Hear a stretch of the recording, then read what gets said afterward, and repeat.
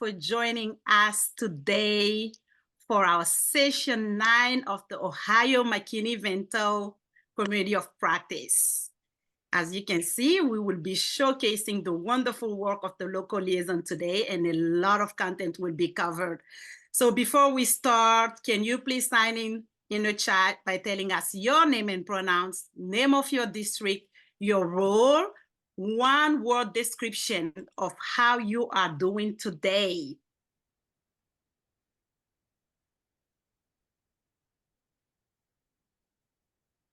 Hi, Aiden. Hi, Latasha. Hi, Richard. Hi, Teresa. Hi, Sally, Christy, Julie. Hi, everyone.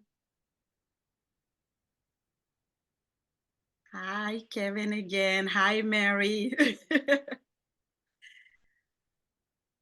Thank you, everyone, and keep signing. So a little bit of housekeeping stuff before we start. Please ensure that you are muted when not speaking, and question can be asked throughout the session in the chat box, and we will try our best to respond as much as we can.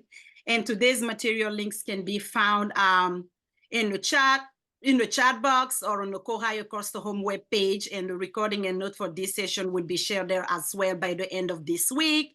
No breakout room session, breakout rooms for today's session. There are no polls and quizzes either for today's session. If you find yourself leaving this session, please don't just exit and try to come back in, okay? Please don't hesitate to reach us out on the COHHIO team or today's guest speaker. We will share more information about that. And if you have any video or audio issues, try to exit and come back as I shared earlier.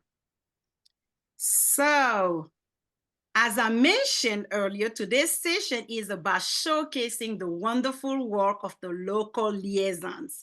So we will have the Washington Courthouse City School sharing about their mentorship program, Columbus City School will be sharing about the private transportation, and Muskingum Valley ESC about their successes and challenges in collaboration, and we will have some Q&A and close. And as always, this is our COHHIO Course to Home team. We've already provided a lot of introduction in the past, but still, in case you are new here, I'm Ami Diallo. My pronouns are she, her, and I'm one of the youth housing specialists here at COHHIO. And I'm joined by my wonderful colleague, Evelyn Guerin, and our director, Amanda Wilson, who will be joining us shortly. And as always, we are joined by the wonderful DEW team, the Department of Education and Workforce team, Jordan Fab and Ashley Huser, who are here to support you. That being said, we are thrilled to welcome Laura McNamara and Bailey Howe from the Washington Courthouse School, Kevin Boehm and Vanessa Allen Martin from Columbus City School, and Tanya Steele from Muskingum Valley Educational Service Center. We are so excited that all of you are here. So now I'm going to pass it on to Laura McNamara and Bailey Howe from Washington Courthouse School. Thank you. You have to share your screen.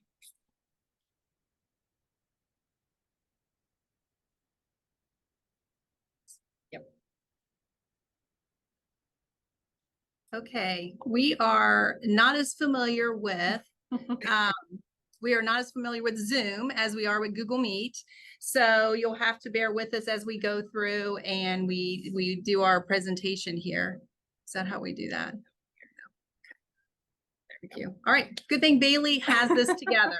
So I'm Laura McNamara, and I am the Student Services Coordinator. And just in case you're new starting out with your supports of our homeless families or families in transition, just know that's where we were 6 years ago. I was hired in as the only person in the Student Services Department, and we covered EL, homeless, 504s, early childhood disability intake. We also did MTSS, all these things. And I had one EL tutor that worked with me. But over the years, as we found the needs that our students had, and we got to know our homeless families a lot more, we were able to then advocate for more support in our department.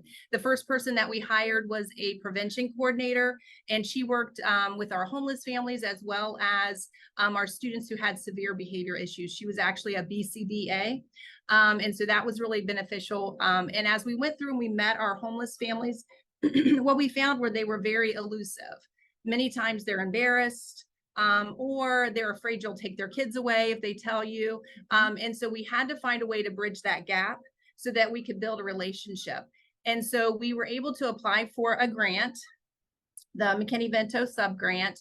And what we found was we needed a way to communicate with these families where we could actually share with them what we had available, find out what their needs were. So we developed a mentorship program. And so Bailey's going to talk about that. She runs the mentorship program now. Our third year in, we were able to get Bailey on board as a school social worker.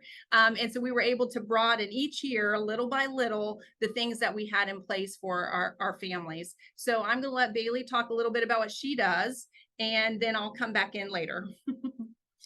Hi, I'm Bailey Huff. I'm the school social worker for Washington Carl City Schools. Listed here are just a few of the things that I do in like my day-to-day job. So I am the homeless liaison as well as the McKinney-Vento program grant coordinator. A large part of my job is connecting our families to resources. So my first year, I worked on creating a community resource guide that has 20+ pages of resources that are in our community. And so we can share these with families. These have things such as food, clothing, counseling, housing, any resource that our families may need. As well as I facilitate partnership and engagement with our families, and our school district is a part of the National Network of Partnership Schools. I facilitate small groups based on needs. This could be social groups, anxiety groups, friendship groups, and I also assist in our attendance plans for our primary and secondary building.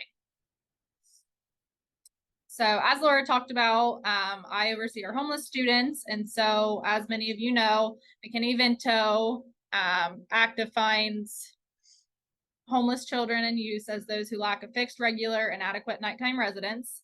So as of January 16th, when we created our slides, we then had 100 students that were identified as homeless. 5 were living in a shelter.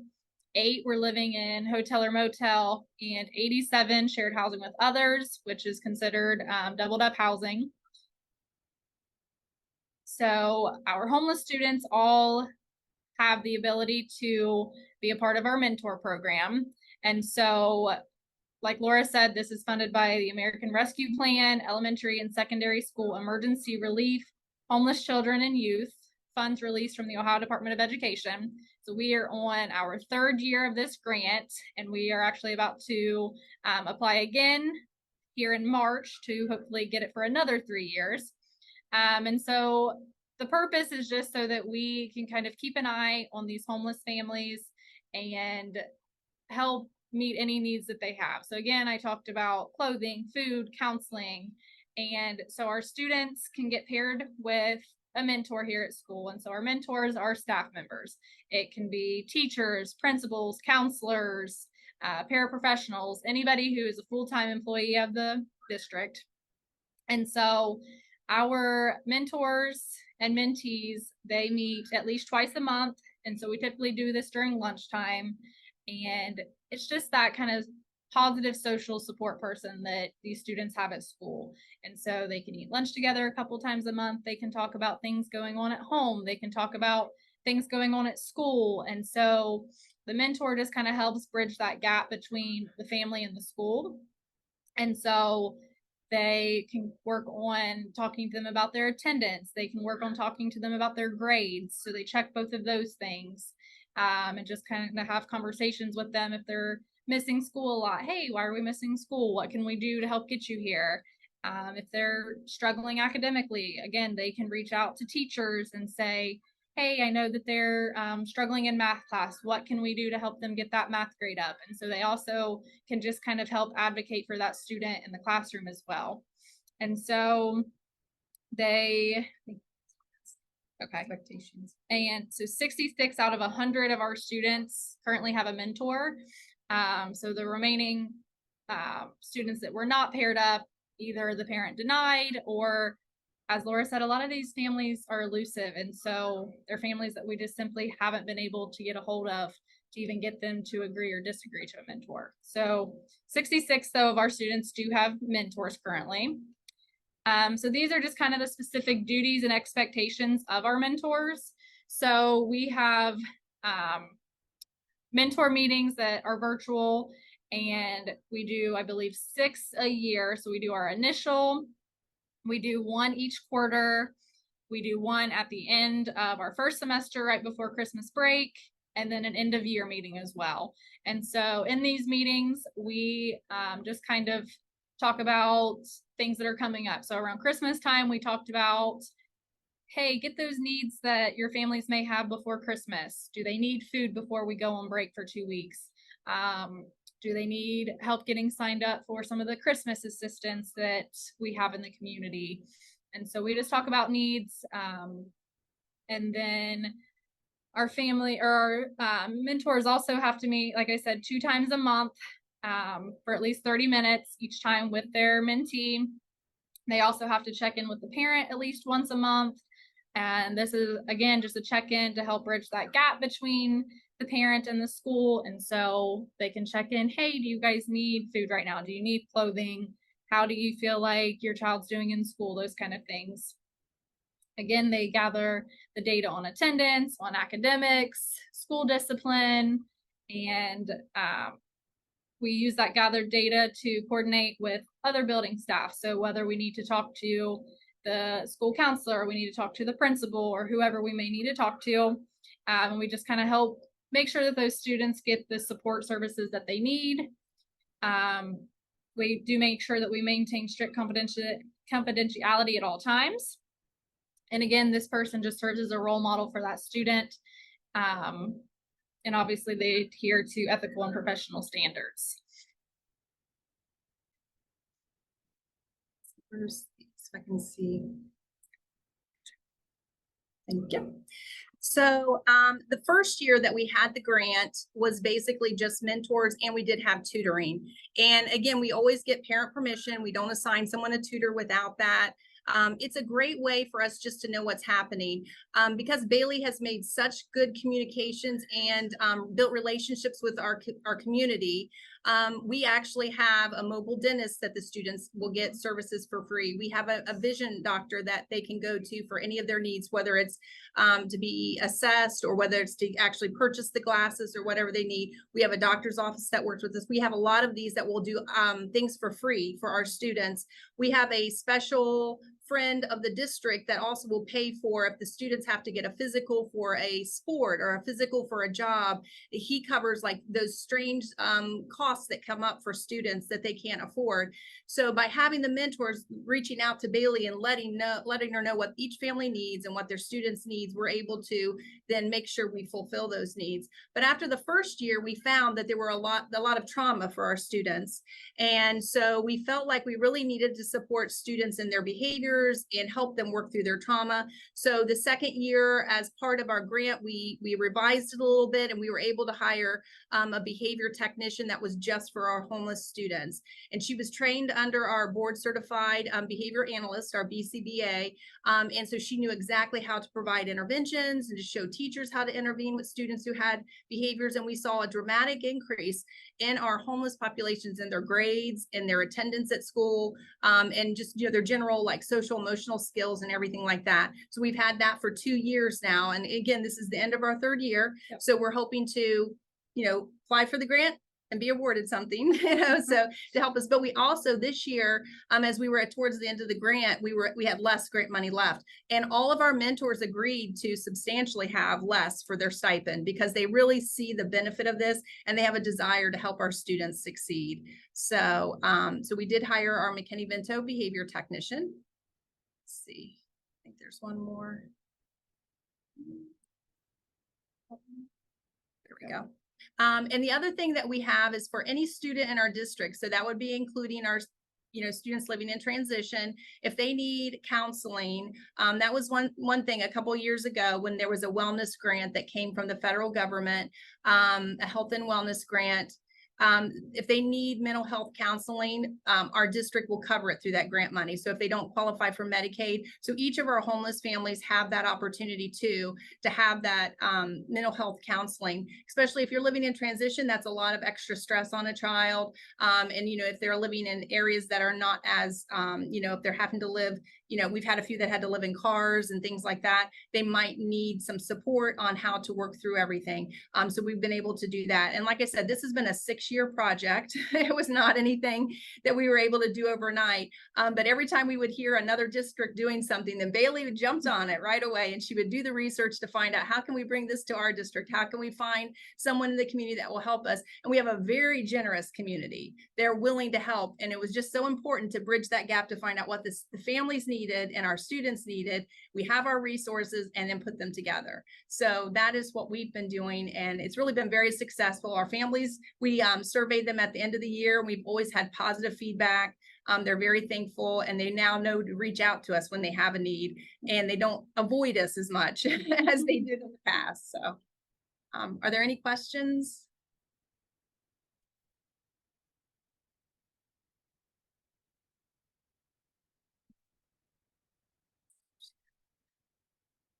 Anyone has any questions, maybe in the chat?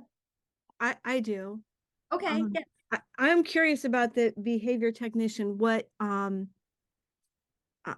education, like where do you find such a person? So she actually has no higher ed education. We hired her in as an aide, and she trained under our BCBA. So we actually had one on staff at the time, or you can reach out to one and ask them to come in and do professional development, especially with your special education teachers. Okay. And any aides that are in those classrooms. So she was trained on how to provide interventions based on behavior, to find the root cause of behaviors by, you know, doing, you know, surveying the teacher, by doing observations in the classroom. And then she works with the student to find out what interventions are successful, and then they set up a plan and they try that for a few weeks, and then they revisit it, see if they need to do something new and different after that.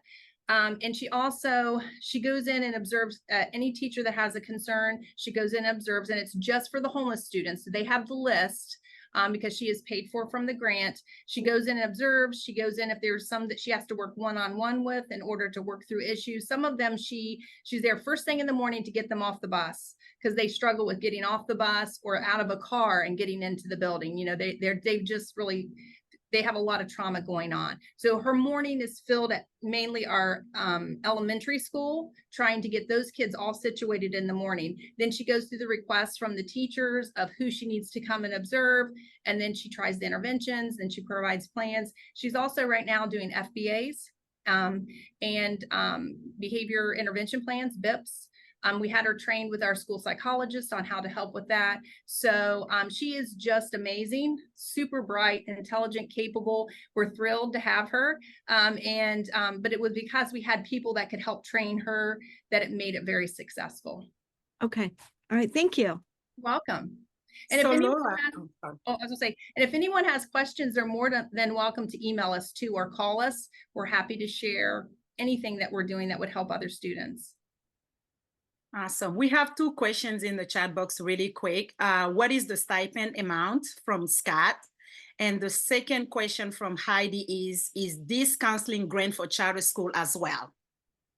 So the stipend amount the very first year was $1,000. And we had a lot of check-ins. They have to we have a spreadsheet, so they have to document every single interaction with their student, with the family. They have to document grades and how they're working to help them create goals. You know, like they sit down with them and help them create goals that are academic goals or attendance goals. So there's a lot put into it.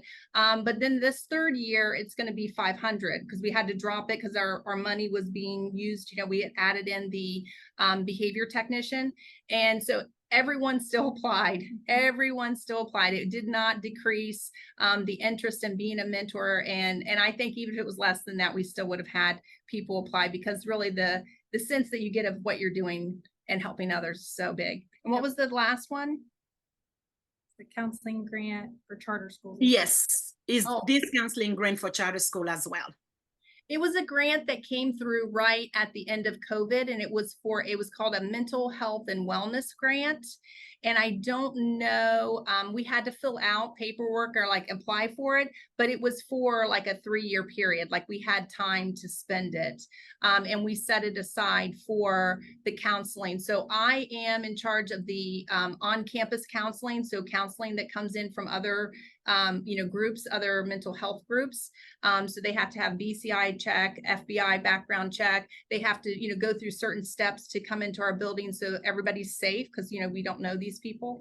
And so that grant just pays for them. They send me the bill of the therapist cost, and we also cover the cost of a nurse practitioner. So that way, if a student needs a diagnosis or needs medication, because that was another thing we had with our homeless families, they struggled with getting back to get those prescriptions, rewritten. And so this way it's all in one, and they can come to our school and provide services to our students that way. So I don't know the exact name, but if you email me, I will look it up and I'll tell you what it is. And then you can see if it's available for charter schools as well. Perfect. The district we probably have about 1,900 students right now, and 100 of them are homeless that we know of. And I know that the first year I was here, I think we had 40 some homeless students, but because of our mentor program, we had so many more families reach out to us and not be afraid to tell us they were homeless, that our numbers went up. So there could be even more. We have a very high low socioeconomic rate. I think we have about 65% of our students that are, and we have lots, it's a rural district, but we're like urban because we're a city. So it's an odd situation, and we find that we have a lot of struggling families. So thank you so much, Laura, for that amazing Thanks for inviting program. us. Yes, and if you guys have any questions, so please feel free to email Laura. If you don't have it, we can share the email with you. And Kevin and Vanessa, please, you can take it away from here. All right, thanks so much. I'm gonna share my screen here. All right, can you guys see my screen? Not yet. It's still loading. Yeah. There it is. Now it looks good. Yep, perfect. Perfect. All right, well, thank you. My name is Kevin Baum. I'm the McKinney-Vento Liaison for Columbus City Schools. And I just wanted to take the time to talk about post-COVID.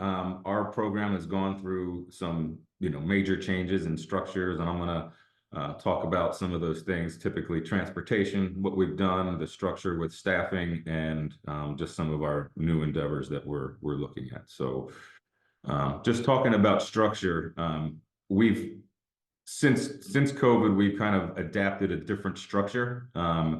We had 4 staff before that was just in the office at Project Connect or at the Central Enrollment Building. We've adapted that to expand. So we have 6 regions in the district. We have about 120 schools. So each advocate is responsible for 20 schools, and those are geography, divided that way. So what that allows us to do, Jermaine and I are, doing most of the intake here at Central Enrollment, and then the academic advocates visit the schools a lot more frequently. They try to, link families with services, kind of do a little bit of that deeper dives with families, and try to maintain some contact with them through the year. So that structure has helped us maintain contact with families and just try to stay on top of them, because like they are highly mobile, or they're hard to reach sometimes. So that's been helpful for us. And one of the exciting things, we do have a new staff that will be starting on Monday, and the bottom there is an academic transitional support specialist. That's a specific role that person's sole job is to really just look at the academics for students, those who are struggling, maybe trying to find credits that have not been accrued before, have not been credited to their accounts. We do have a academic transitional support specialist currently working with our juvenile justice, and his work has been integral in finding more and more credits for those students who have kind of been lost in the shuffle and that kind of stuff. So that is something that we're excited about too moving forward. And again, this is our typical McKinney-Vento work. You guys are all McKinney-Vento liaisons or transport coordinators are kind of familiar with this. So for us, you know, transportation the past few years has just ballooned for our private budget. Typically, when we identify families, we request transportation through our yellow school buses, and they do a wonderful job, you know, transporting our students. But we are a unique district. We have quite a few surrounding districts that we work with. I would say, you know, between 15 and 20 surrounding districts that we may get families that enter the shelters because they're in our district. They fall into our catchment. So we work with lots of school districts, charter schools to provide transportation. And then again, these past few years, our private transportation budget has just ballooned. I could say maybe during the 2021 school year, we were just somewhere around 100,000. The 21-22 school year, we forecasted about 500,000. Last year was 800,000. This year we're forecasting 1 million. Hopefully we don't hit that, but that just shows you the growth, the immense growth that we've had, and the reason to go ahead and hire a private transportation manager. So his name is Gene Wells. He's been integral in allowing us to, you know, manage and identify these families and then kind of keep track of it. This system that he developed is basically a spreadsheet. It saves us a lot of time because we have to enter all this information anyway. But what Gene's done has built in some other tools that basically email everybody that's involved, or it'll generate an email. So it's a time saver for us because, you know, it's generated to parents, to the private vendor, to the school, or to basically any persons who need to know about that private transportation. So that's been a huge time saver. It helps us with workflow. It helps us with forecasting budgets. Because it's just, like I said, it's ballooned the past couple of years, and it's been quite something to manage, and maybe outside of some of our skill sets. So we've gone ahead and hired him, and it's been an amazing tool for us to manage for our private transportation. Does anybody have any questions about that before I move on?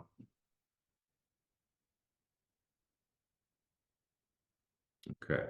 So that's one of the main things that we wanted to highlight, the way that it's helped our workflow. And then some of the other things that we do, you know, we do partner with agencies and try to get donations like this. Amherst Foundation, we've been partnered with them for the past 3 years. Typically in October, they asked us for a point in time count of how many unaccompanied youth we're serving, and then they give us, they donated Target or Walmart gift cards, and they've been wonderful for us to, you know, provide incentive for students or unaccompanied youth who are in need of, you know, monetary assistance, or even just for incentives for academic or attendance. You know, that's something that has been very helpful for us.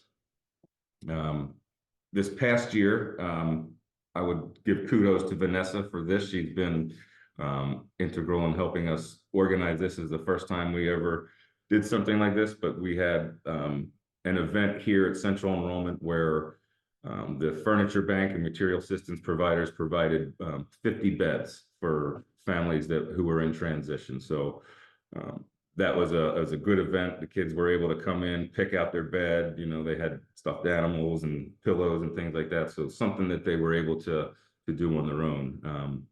A couple of those families were folks who were maybe at the shelter and then became permanently housed, but, you know, were short on resources. So it was wonderful to give them some positive resource for the community. And our newest pilot program, and again, I'm going to give kudos to Vanessa for this. She's got this with her contacts started. We are starting a tutoring pilot program with 6 Columbus City schools, and we've targeted the students who needed the most academic intervention. Just pulled their grades, folks who were failing, not doing well. The principals and staff at these schools is what we are targeting. So it hasn't necessarily started yet, but the students are identified, targeted, and we have interns from Capital University to go out with these students and families. And that does incorporate with our foster care and our juvenile justice. I think we've included that, but the most of the students served in this pilot program are Project Connect students. Vanessa, did you have anything to add to that, or does that kind of sum up what we're doing here?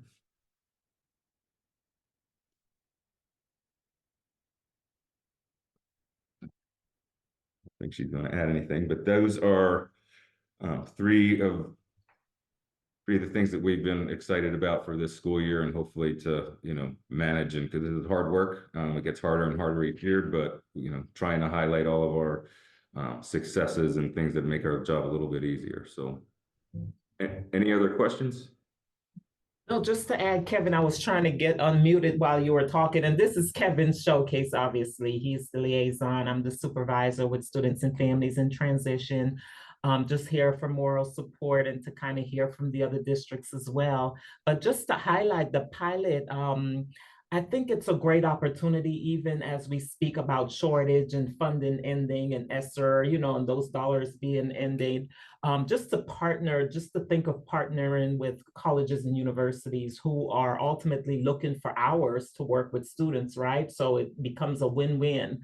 And for us, because we have a licensure department already within the district, it was kind of an easy partnership inter-district to kind of connect with that team and say, hey, I'm looking, what can I do? So it was easy to kind of reach out to the colleges, but then ultimately for the background checks and all the screening, it goes directly to our licensure department. So we don't have to worry about any of that work. We can just focus in on how are things going, who is passing, who's doing well, and we can actually see the needle shift in the positive direction for those students. So that is like the great piece there. And it's very easy to do. Once you have somebody who can focus in that energy towards doing it, it's doable across the state. So just wanted to add that. Thank you. All right, and so really that's kind of us in a nutshell and what we're excited about and looking forward to this year. I'll be willing to answer any questions y'all have.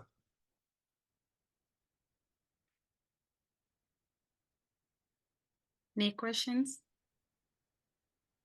Okay, thank you so much, Kevin and Vanessa. Like, this was absolutely amazing, and thank you for the great work that you guys are doing for our students. Heidi is asking for the email, please, in the chat box if you do not mind. And now we're gonna pass it on to Tanya. Okay, so to get my slides up, I'll go ahead and just get started. I'm from Muskingum Valley Educational Service Center. My position is a little bit different than what probably the majority of you do with dedicated service to direct service to students. I'm a family and community partnership liaison. So within our region, we have 6 counties and 11 districts and 2 career tech centers that we serve. We're in rural Appalachian, Ohio. So my position is dedicated to coming alongside district staff members with a focus on McKinney-Vento liaisons. So just a brief bit about myself, because it's a little bit important to the work that I'm doing, is and maybe I shouldn't admit this, but I'm not native to Ohio. I was born and raised in suburban Chicago, which is completely different than rural Appalachia. And my family moved here about 10 years ago. And in that time, I have learned a tremendous amount about this region. And I have really grown to appreciate this little corner of Ohio. It's been an adjustment, but this little southeast corner of Ohio is pretty amazing. And so to the position, in late 2020, through CARES Act funds, at the time, ODE created the grant-funded position, Family and Community Partnership Liaison. And the goal was to provide focused support for vulnerable student populations that had been impacted by COVID, probably more so than other students. And so that position was created, the liaisons were housed within ESCs. And then in my role as that liaison here at the ESC, I work with local school district personnel and community organizations to build networks of streamlined resources, partners, and support services for those vulnerable youth and families. I help facilitate connections and partnerships between school districts and local community agencies, service organizations, nonprofits who serve youth and families specifically. So OSU provided the technical assistance for the framework and the management of the overall project. However, each ESC determined the best mechanisms for implementation of the project in their own regions. And so at the onset here at the ESC, we surveyed school district representatives and community partners. And with that feedback we received, we determined to center our efforts on supporting students experiencing homelessness. And throughout the project, we have focused on raising awareness and stressing the importance of identification itself. We've been able to use, it's been mentioned, ARP HCY funds to further assist member school districts and community partners in supporting those students. So on the slides, and we've just started with collaboration here, I'm going to talk a little bit more about the additional support that I've been able to provide as the liaison here. So collaboration has been key to the project, both internally within the ESC and then externally with school districts and community partners. So I've worked alongside ESC department leaders to help facilitate connections, like I've mentioned, with community partners. And then I also advise staff on needs of multiple vulnerable population groups, not just those experiencing homelessness. But then how can we best support them? What are the best practices in supporting? And what are the services available, especially within our region? And then I've also helped to monitor and somewhat assess budgets and then advise on spending for the ARP HCY grant and then the Family and Community Partnership Liaison grant, because we did not need to use all of those dollars for salary and things like that. So we had a little left over that we could use in other ways to support our students. Then I've also worked closely with the counseling services director to share, so we can share resources between school counselors and community partners. We had a community partner day where we had multiple agencies come in and talk to our student counselors, and that was so helpful for them because I didn't know these things existed. So that was a big benefit. And then I also work alongside the workforce development director here. And I help him sustain a partnership between the driving school, which we'll talk about in just a bit, and then multiple county job and family service agencies. And then I also help him a little bit with workforce development initiatives. Then with my involvement in districts themselves and community partners, I help advise our school district McKinney-Vento liaisons and other district staff on best practices in supporting students experiencing homelessness, especially what that looks like here in Southeast Ohio, in a rural area where maybe homelessness tends to be a little more hidden, and we might not have a lot of resources that are close by. So I've been able to do that through coaching and training, and then just the very basic providing them information on what resources are available. And then one of my best opportunities for engagement has been partnering with existing councils and coalitions that are focused on whole child support. And that's your Family and Children First councils, prison reentry coalitions, community resource councils, youth homelessness and housing advisory groups. And then more recently, I've just started attending some planning meetings for the YHDP grant that came through. Two of our counties are part of Region 9, which was in a large group that was awarded that grant. So on the next slide, I'm going to share some more of those successes that we've experienced here. And you look at the successes, those three big buckets of connecting, collaborating, and removing barriers. That's the lens that I go through. How do I connect schools, families, and students to resources? And then how am I building collaborative relationships among key partners? And then how are we identifying and removing barriers? So looking at some of those, the list on the right there, very early in the project, OSU had us complete a gaps and needs analysis. And what I kept hearing was that we don't have a list of community resources. Well, that's a pretty low-hanging fruit, I thought. I can put together, I can gather that information. That was a lot of legwork because I didn't just do it for one county, but I did it for 6 counties. I created the MVESC Community Resource Guides for those 6 counties. They are free to access, and they are on our website to download, and school counselors, community partners, and others are so appreciative to have that information. In fact, I'm right in the middle of doing an annual update of them. And so it's a big undertaking, but it's so helpful to our liaisons, our, like I said, just student counselors, that kind of thing.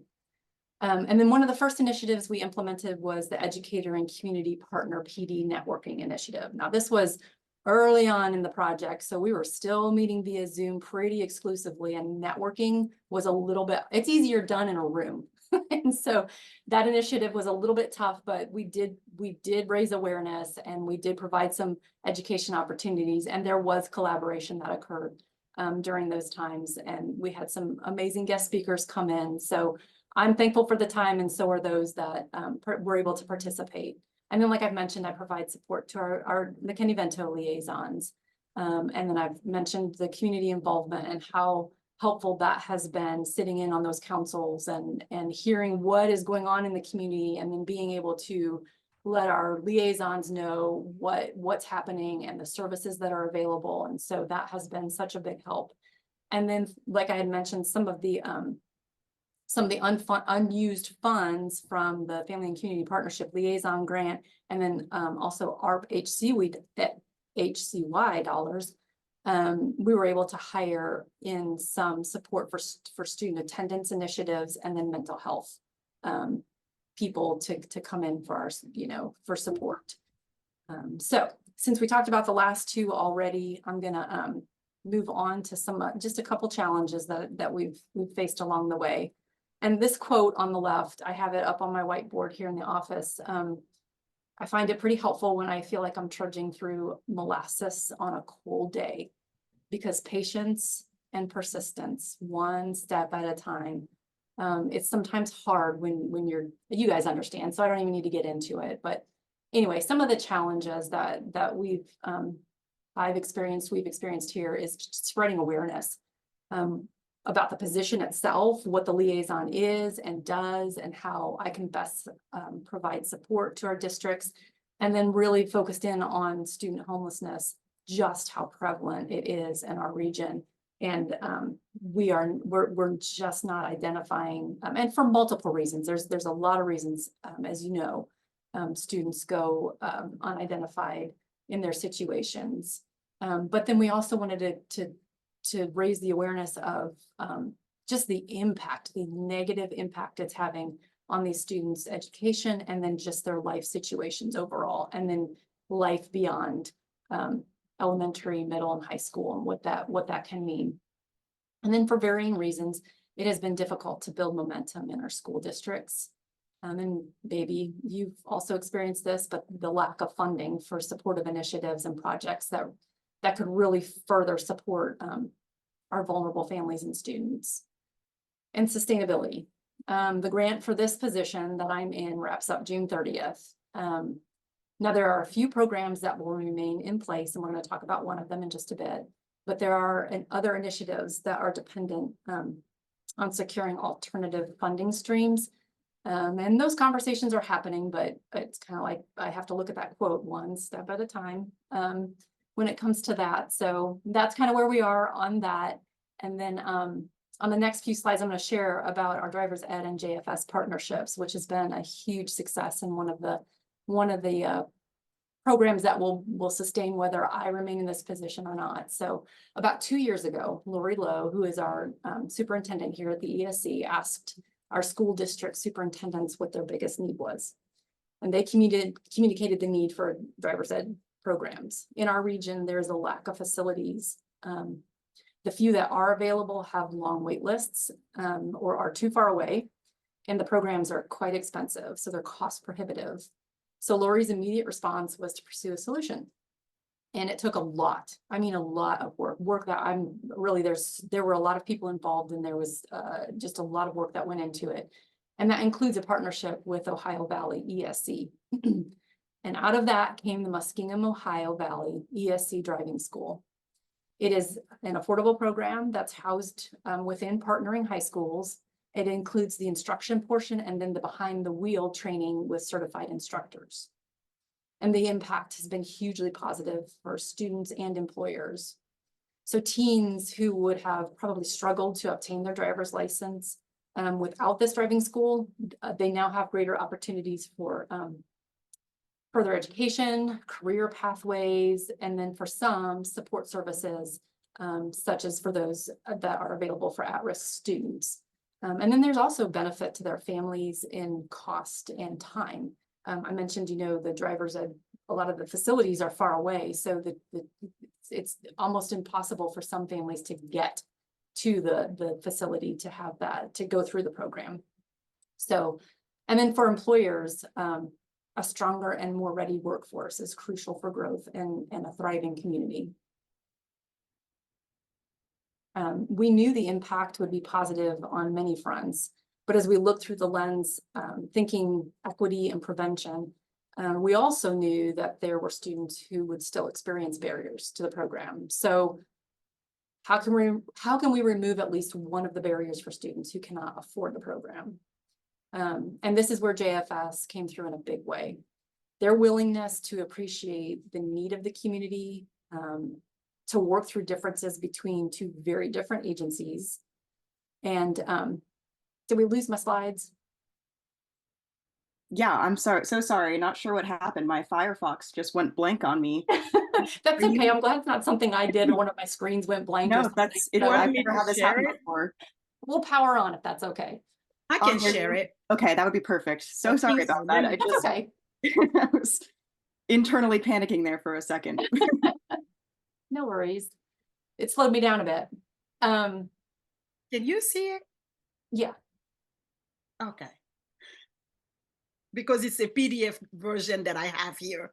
Is that okay? Okay. Yeah, I'm just about to wrap up from the previous slide and then we'll move on to that next one. But I just wanted to mention that partnership with JFS and how they had to work with us and what a game changer it has been. And then, so now looking at the creating strong partnership slide onto that next slide.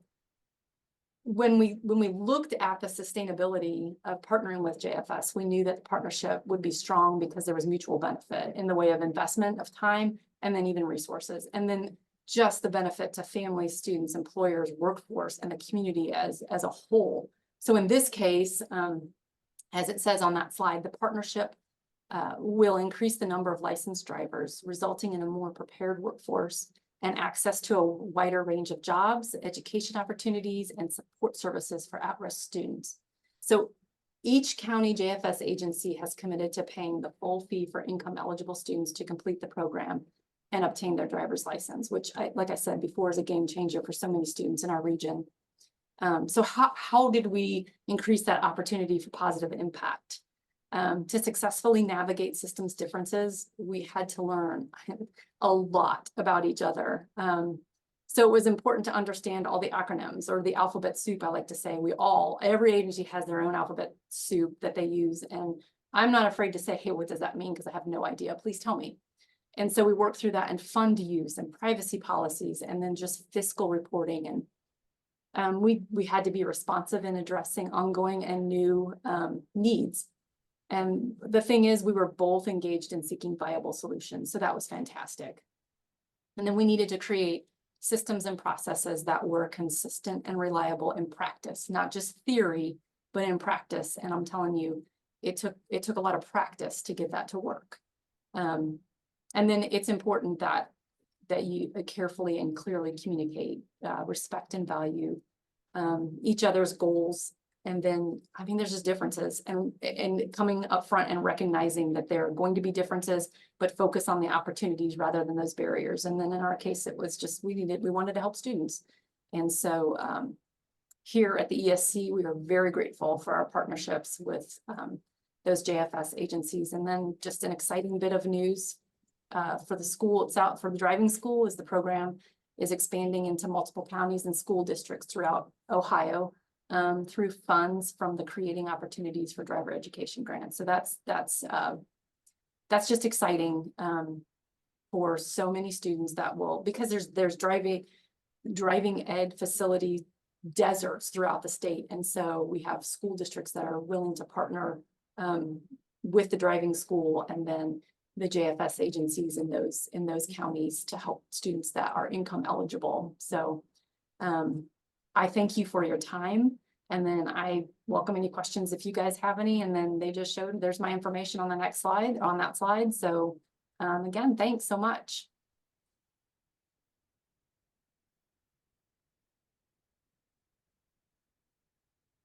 Thank you so much, Tanya. That is absolutely amazing. All the wonderful stuff that you are doing, your collaboration with JFS and all that. Thank you so much. Any questions for Tanya? Any question for Kevin or Bailey? Okay. I don't have a question, but I want to applaud her on that driving because that is huge. And I hope that filters to all the counties, that coordination, because it's such a needed thing for our population.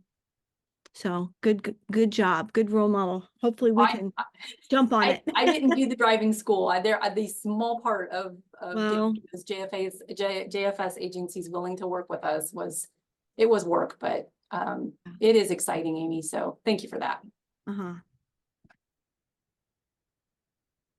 Yeah, I agree with Amy. Well, any questions? We'll also make sure to share the contact information for all of our guest speakers and the notes that we send out after this too, if you think of anything or just have any follow-up questions that we aren't able to get to today. So Evelyn, do you want to share a little bit of reminders, close up? Or? Yes, so if you are not on our mailing list, you can join it. Ami can post the link in the chat, but I'm sure that most of you that are in this recording today are already on our listserv. We will be sharing the recording after the session with the notes and the slides. They'll be available on our website, and we'll also send those out through our listserv. And then if you have any feedback for today's session, I'll be sharing that link in the chat as well. And if you would like to request an attendance certificate, that is where you will do so. So just fill out the feedback form and make sure you hit yes for wanting an attendance certificate, and I'll make sure you get that in the next couple days.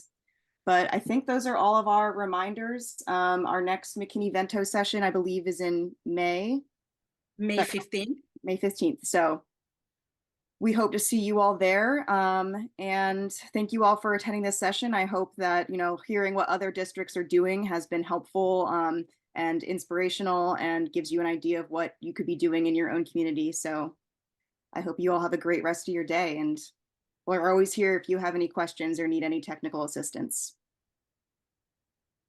Thank you so much, everyone. Appreciate you guys.